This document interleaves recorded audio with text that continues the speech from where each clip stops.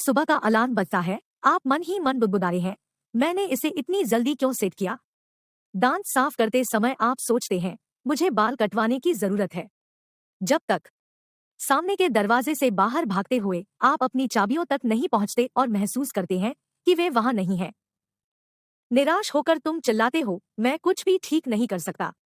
बस अपने पड़ोसी पर ध्यान देने का समय है।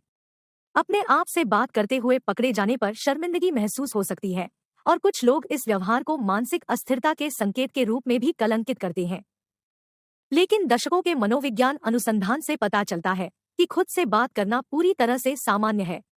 वास्तव में यदि हम सभी नहीं तो अधिकांश हर दिन किसी न किसी रूप में आत्मचर्चा में संलग्न रहते हैं, तो हम खुद से बात क्यों करते हैं?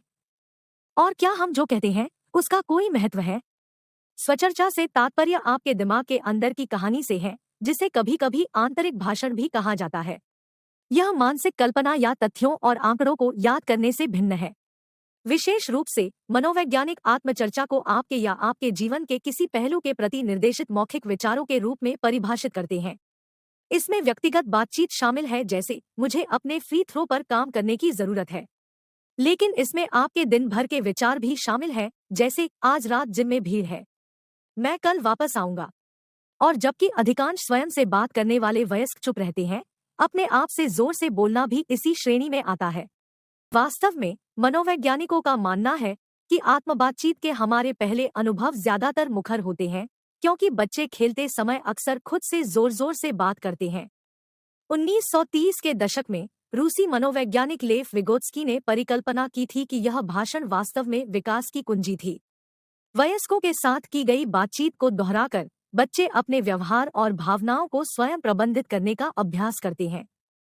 फिर जैसे जैसे वे बड़े होते हैं, यह बाहरी आत्मचर्चा आंतरिक हो जाती है, एक निजी आंतरिक संवाद में बदल जाती है।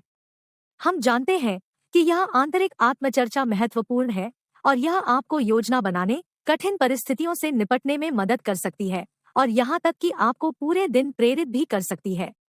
लेकिन स्वयं बातचीत का अध्ययन करना कठिन हो सकता है। यह अध्ययन के विषयों पर निर्भर करता है, जो स्पष्ट रूप से ऐसे व्यवहार पर नजर रखता है जो सहज होता है और अक्सर सचेत नियंत्रण के बिना किया जाता है। इस कारण से वैज्ञानिक अभी भी बुनियादी सवालों का जवाब देने के लिए काम कर रहे हैं, जैसे कि कुछ लोग स्वयं दूसरों की तुलना में अधिक बात क्यों करते हैं? आत्म बातचीत के दौरान मस्तिष्क के कौन से क्षेत्र सक्रिय होते हैं? और यह सक्रियता सामान्य बातचीत से किस प्रकार भिन्न है?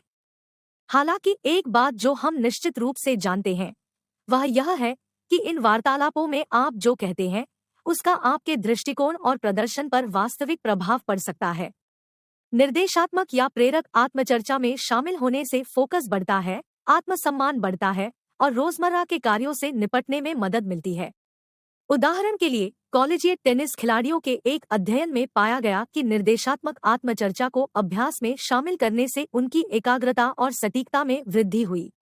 और जिस तरह किसी दोस्त से बातचीत करने से तनाव कम करने में मदद मिल सकती है, उसी तरह खुद से सीधे बात करने से आपको अपनी भावनाओं को नियंत्रित करने में भी मदद मिल सकती है। दूरस्थ आत्मवार्ता तब होती है जब आप स्वयं से ऐसे बात करते हैं मानो किसी अन्य व्यक्ति से बातचीत कर रहे हों। तो इसके बजाय मैं इस परीक्षा को कुचलने जा रहा हूं, आप सोच सकते हैं, कालेब, आप इस परीक्षा के लिए तैयार हैं। एक अध्ययन में पाया गया कि नए लोगों से मिलना या सार्वजनिक रूप से बोलना जैसे चिंता उत्पन्न करने वाले कार्यों में संलग्न होने पर यह आत्मचर्चा तनाव को कम करने के लिए विशेष रूप से फायदेमंद थी। लेकिन जहां सकारात्मक आत्मचर्चा आपकी मदद कर सकती है, वहीं नकारात्मक आत्मचर्चा आपको नुकसान पहुंचा सकती है। अधिकांश लोग कभी कभी स्वयं की आलोचना करते हैं, लेकिन जब यह व्यवहार बहुत बार बार या अत्यधिक नकारात्मक हो जाता है तो यह विषाक्त हो सकता है। उच्च स्तर की नकारात्मक आत्मचर्चा अक्सर बच्चों और वयस्कों में चिंता का संकेत देती है, और जो लोग लगातार अपनी समस्याओं के लिए खुद को दोषी मानते हैं और उन स्थितियों पर चिंतन करते हैं, वे आमतौर पर अवसाद की अधिक तीव्र भावनाओं का अनुभव करते हैं। आज मनोवैज्ञानिक उपचार का एक क्षेत्र है जिसे संज्ञानात्मक व्यवहार थेरेपी या सीबीटी कहा जाता है, जो आंशिक रूप से आत्म बातचीत के स्वर को विनियमित करने पर केंद्रित है। संज्ञानात्मक व्यवहार चिकित्सक अक्सर नकारात्मक विचारों के चक्रों की पहचान करने और उन्हें तटस्थ या अधिक दयालु प्रतिबिंबों से बदलने की रणनीतियां सिखाते हैं, समय के साथ ये उपकरण किसी के मानसिक स्वास्थ्य में सुधार कर सकते हैं। तो अगली बार जब आप खुद को अपने आप से चैट करते हुए पाएं, तो दयालु होना याद रखें। वह आंतरिक आवाज एक साथी है जिससे आप आने वाले कई वर्षों तक बात करते रहेंगे। क्या आपको कभी कार्यों पर ध्यान केंद्रित करने और उन्हें पूरा करने में परेशानी होती है? इस वीडियो से स्वबातचीत और विलंब के बीच संबंध के बारे में और जानें। या दिल, दिमाग और इच्छाशक्ति को मजबूत बनाने के बारे में अधिक व्यावहारिक, विज्ञान आधारित सलाह के लिए एड पर जाएं। टेड कॉम चरित्र निर्माण।